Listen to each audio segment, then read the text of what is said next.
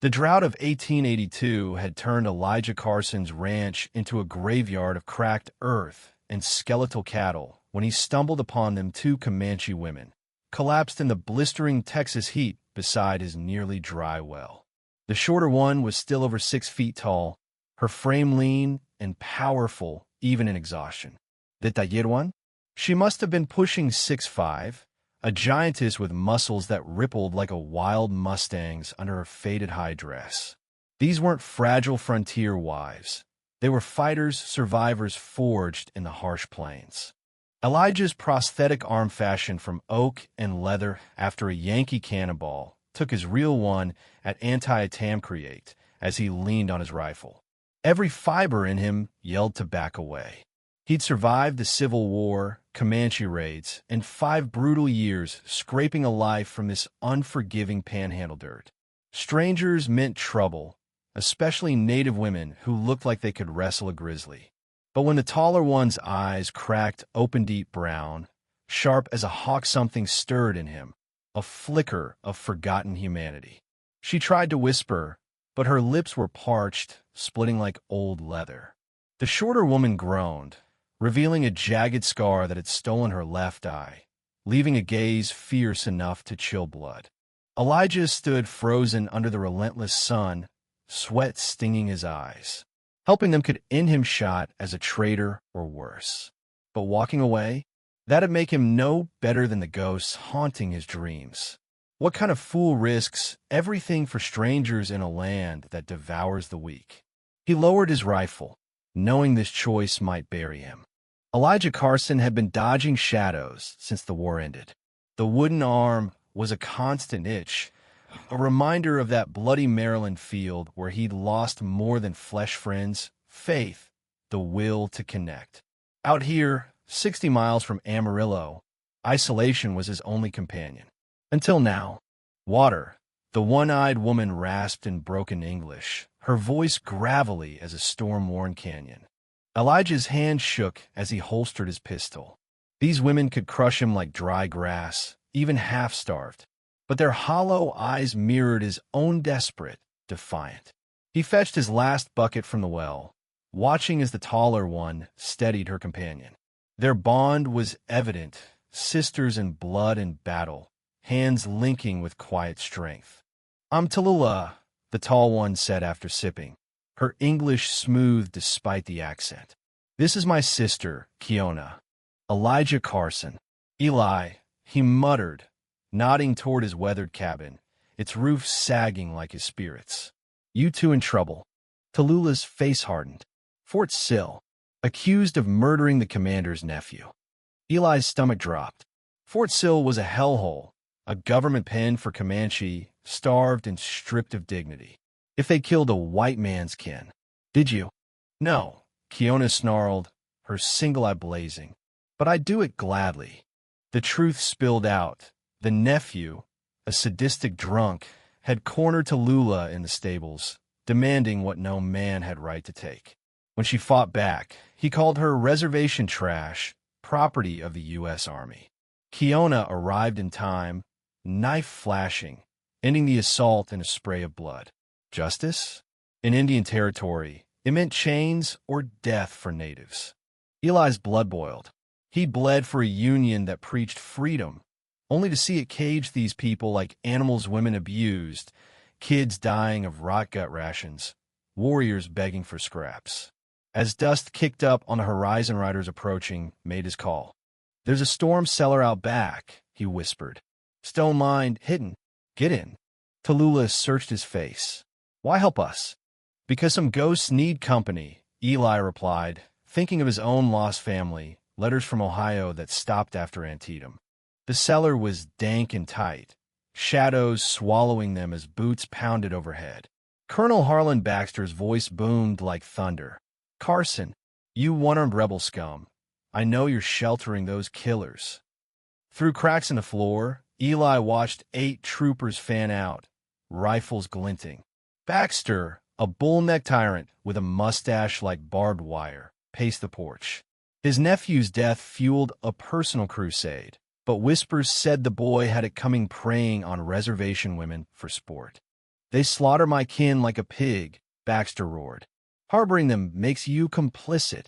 In the dimness, Tallulah pressed close, her breath warm on Eli's neck, sage and earth scent filling the air. A spark ignited in him. Unwanted, but Olivia pulled toward this fierce woman who'd fought for her honor. Kiona gripped her blade, ready to strike. He wants more than us, Tallulah murmured. Quanah Parker's hidden arsenal rifles in the Palo Duro Canyon. Eli's pulse raced. That cache could reignite Comanche resistance, bathing Texas in blood. Valuable enough to trade for lives. You'd give it up, he asked. For my sister? For you, she said, her hand finding his, calluses rough yet tender. Overhead, Baxter snarled. Torch it. Smoke 'em out like rats. Kerosene stench seeped down. Tallulah stood, her towering form goddess-like in the gloom, dress torn, revealing curves of strength and grace. I'll bargain. Safe passage to Mexico for us all, or no deal. Eli gripped her arm, feeling iron muscle. He'll betray us. Kiona's scarred grin flashed. Not if my arrow find his throat first. The standoff unfolded in the yard, sun scorching like Judgment Day. Baxter on horseback, troops circled, fingers itchy on triggers. Tallulah faced him unflinching, her height commanding respect even from killers. 40 Winchester rifles, she declared. Ammo for a season's fight. Buried under the split cottonwood in Palo Duro.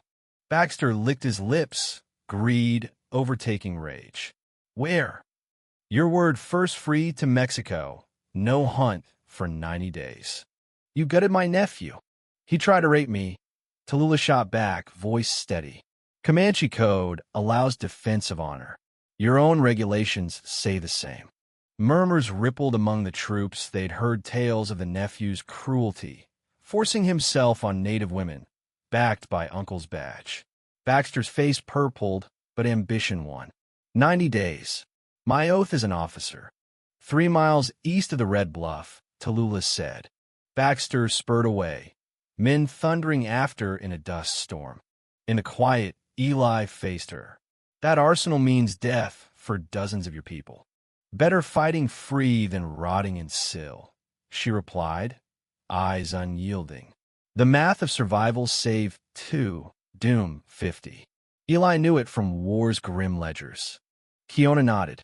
We leave now. Baxter's word lasts till dusk. As they packed scant supplies, Tallulah brushed Eli's hand, electricity surging. Come with us. Mexico's got room for haunted men. He glanced at his cabin, anchor to his pains. My place is here, with my shadows.